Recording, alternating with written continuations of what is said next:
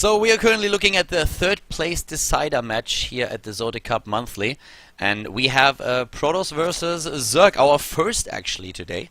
We start with Nerchio here at the bottom of the map. The Polish player lost earlier to Armani with 1-2, and StarDust was apparently taken out by Tefl, so Tefl really having a good run here, but I decided that for today it's probably going to be a little bit better for you guys if we don't go into another mirror match, but focus on a Protoss versus Zerg instead. So let's have a look what StarDust and Nerchio are up to here in our last best of 3 of the day. And I'm pretty excited for that. Oh, I like those, by the way. These new things, they are actually pretty cool. Like, look at that. My Insanity. Already using the new decals with patch 2.1 that we have here by Blizzard. And that's pretty awesome. We don't see that for Nerchio just yet, but I really like that My Insanity already put their own logo up there. So that's pretty cool. But yeah, let's see what exactly is going down in this Protoss versus Zerg that we have here on Heavy Rain, our first map. And we are already opening things up with a gateway opening for the Protoss player. Not a Forge opening, will allow him to use a little bit of earlier warp gate timings against the Zerg player that plays too greedy. And Nerchio, what's he gonna do? It looks more and more, yeah, there we go. Pool first for him. For a second I was really thinking about him going into a hatch first, which is always a little bit risky against an opponent that might start with a Forge, since you could always be cannon rushed there. Depends of course also a little bit on the map, but with a pool first you are always safe. You're always in a good position, in a position where you can really defend. But yeah, I haven't seen Nerchio play against this Protoss in quite some time now, so it's going to be an interesting match, I feel. The hatch of course goes down before gas is taken here for Nerchio, and starting to the top for StarDust. It's now going straight into the Cybernetics core.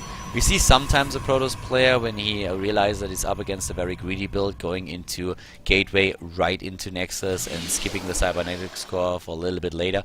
But normally you don't really do that. You want to have that warp gate research out there, and you just delay your expansion by a little bit. The only thing that we have there so far is that StarDust scouts a little bit late and doesn't really know what's going on. Doesn't come into play too much. It gives him the earlier resources. For him it's probably just the decision of, okay, am I going to react against anything that my opponent does, or am I going through with my build anyways, because I already made a decision in the early game. So it's about what you scout and when you scout. That's really important. If you don't react to what's happening at the beginning anyways, oh, that's a massive flag right there. Wow, that was a holy freeze, Batman. That was crazy there. I think we had an observer having a problem here. This is a live game, so that happens occasionally, but that was a massive lag spike. So StarDust here actually confirming the third base, and that's probably the only reason why he sent that probe out in the first place. Those Lings, on the other hand, will most likely be able to force a cancel on that pylon. The Mothership Core is, of course, helping. And again, oh my god, Silver apparently is causing quite a few spikes there. And wow, the pylon survives. That was close. That was really close. Mothership Core to the rescue, saving Protoss since 2013. Well, what can he do with the Mothership Core now? He has at the pylon there, that is of course supplying those two gateways. At the same time the Mothership Core here at the front, making sure that those Lings don't get too cheeky. But the probe is already over here, ready to drop a pylon that has been spotted on the other hand by the Zergling. So yeah, that's not going to help. The third base for Nerchio here, definitely putting StarDust into a position where he really wants to be aggressive, and that's why he's adding 3 gates instead of only 2. So he has that Nexus here and can now start mining, but at the same time with the additional gateways in the main base, suddenly the Protoss player can just go all full aggression on this one. So let's see how exactly he's going to utilize this. Here comes the gateway research. Forward pylon is not there just yet, but the Mothership Core is trying to babysit the probe, and that probe is dropping the pylon right in vision of that Overlord. On the other hand, the Overlord was not spotted, so he doesn't really know that he's already scouted. He doesn't even see it, I think, with this one. Yeah, didn't see it. So that's super annoying, but Nerchio already knows. Okay, you are going to attack me here, so immediately a Spine Crawler is being built, additional Queens produced, Zerglings being built, and he should be able to defend against this. Depends of course a little bit on how much StarDust is going to commit to this, but with him already building a robotics facility back at home, I don't really see him overcommitting all too much. The Zerg player on the other hand gets a lot of Lings right now. And that's a lot of lava and a lot of money that he invests here. But there comes StarDust, and that's a lot of zealots already as well. So that should work out for Nerchio. He definitely has the units that he needs to force that back. But the Queens are on the run for now. The Spinecrawler is helpful, and the Zerglings, of course, a massive threat there. So it doesn't really look like there's anything that StarDust can do. Oh, and that surround was a beauty. StarDust being caught a little bit off guard by that, and suddenly he loses everything. One of the reasons was also that there is a Zergling attempted run by at the top that went in. Didn't really take down too much, but as a Protoss you have to somehow wall them, and that distracted him probably, which is why he got surrounded here with all of his zealots. So that was definitely a big blow to StarDust's play, just because he doesn't really have a whole lot of tech. Nerchio himself is not too far ahead with his tech either. He's just now going into the lair. But we have him in a position where he has 3 bases. That Warp Prism can get a little bit tricky if he gets into a position where he can block the ramp, but even that might not win him the game. But actually there's not a single Overlord in position. So we might see a scenario where he can actually block the ramp right over here and then take down the main base. But even then we would still have a decent position for Nerchio, and I don't think that's going to happen easily. Oh, again the Zerglings running in. That's really becoming a massive problem for StarDust here. He's gonna lose that again, but here comes the Warp Prism, and that ramp is gonna be blocked for sure. He needs... well, no, he's not even going for it. Alright, he's just gonna try to snipe the Queen. He's gonna get the Queen. So only trying to harass a little bit. Over here we have the Zergling still trying to do a little bit of damage. Back at home, yeah, the Warp Prism is not gonna do too much. There is just like too much Zerg and not enough Protoss.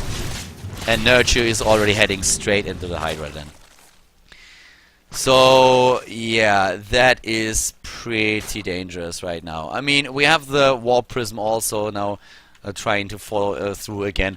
The Mothership core there is by now back. He rebuilt it after he lost it in the last engagement there as well. So, well, at the bottom when he attacked this base. But now more zealots are going down. And StarDust actually, like, he's a little bit shaky here. I mean, that Immortal, what is he gonna think is gonna happen with that Immortal? And to those sentries as well. StarDust, well, I don't know, but those Hydras that are going to be built for that ship pretty soon, they should wreck the Protoss player here. I mean, he blocks the Immortals so he doesn't get attacked, but this army, I mean, let me have a look at the army supply. That's 39 against 29 already, and that's Hydralists that we see coming out right now. Those gateways, they are cute, but is that really going to win him the game? Nerchio has such a great position here. StarDust's first attack just didn't do the damage. Maybe he thought he was unscouted, but the commitment that he made there did not pay off for him at all. He got caught off guard with his zealots. He might be able to he might not even be able to snipe this. With a force field, he could actually. But I don't think it's gonna really work for him. The Hydras, there are just too many Hydralisks. There comes another warp in, and it's still dangerous. I mean, he could snipe that edge, but the sentries are gonna run out of energy, and once that happens, it's a whole different ball game. There's just too many Hydras and too many units for Nerchio. The sentries are by now nearly all gone, and with only 2 Immortals behind them, he doesn't have the firepower that he needs for that. There we go. Once again, sniping the units. There are zealots to the front. Of course, the Zerglings are trying to act as a buffer. Where are the reinforcements, though? Oh, there are 2 Hydralists that don't do anything, but he doesn't even need them. He's trying to chase that army away, and the Mothership core is gone again. That's the second one that he kills this game. And looking at the Harvesters killed, he was able to take down 13, but the Harvester count is at this point still 43 to 43, with 3 base against 2 base. And of course, the lava production that we have here in a few seconds is also going to come through. And there we go. 2 Immortals are down, 1 with 70 kills. Something that definitely has to be admired, but is that going to change the game? I don't think so. Spire tech started. Stalkers coming in again. Oh, without blink against Speedlings. Oh my god, that's not going to work. GG, and Nerchio takes game number 1. Pretty solid play by him. StarDust, little bit too much one-trick pony with the commitment that he made to the early engagement here.